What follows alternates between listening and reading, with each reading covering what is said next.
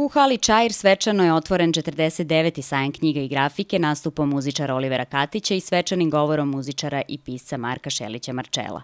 Marko je obraćanje velikom broju posetilaca u hali Čair započeo na neuobičajen način za ovako veliki kulturni događaj, što se svidelo prisutnima pa je pobrao velike simpatije i dug aplauz. Između ostalog, ovaj mladi pisac i muzičar savetuje da čitanje i pisanje ne idu jedno bez drugoga.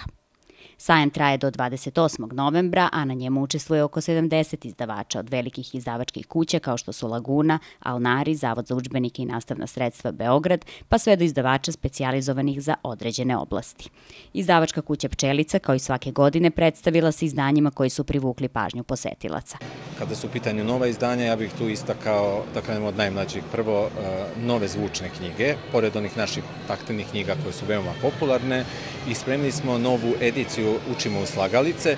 To su simpatične petodelne slagalice za uzrast 3 do 5 godina koje postiču i kreativnu igru, razvoj motorike, a bitne su jer deca kroz njih uče boje, oblike i brojeve. Dalje pripremili smo i crtanke za najmlađe, za uzrast od 5-6 godina, kojima će korak po korak učiti osnove crtanja. Učit će naravno domaće životinje, divlje životinje, životinje u zoovrtu, bića iz mašte, naravno i ljude da crtaju. Pčelica Plus je posebna edicija koja neguje kratke forme književnosti, tu su aforizmi, dečji biseri, kratke priče, pesme.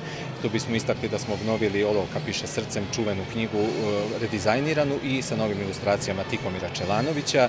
Naravno tu su i đački biseri, imamo i SMS priče Igora Kolarova, morske i obalske priče Radmile Knežević i Vesnu Aleksić, njenu knjigu Pričaj mi kao sinoć. Pomenuo bih novo kolo, treće kolo po redu, ilustrovanih klasika za decu.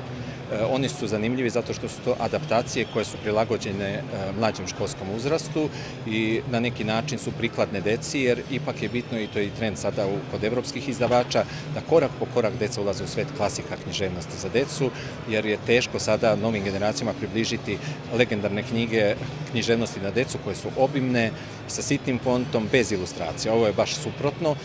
Neki su naravno pristalice celovitih dela, ali Pčelica ima i kompletna celovita dela, ali idemo i obrazujemo decu i učimo ih da čitaju korak po korak.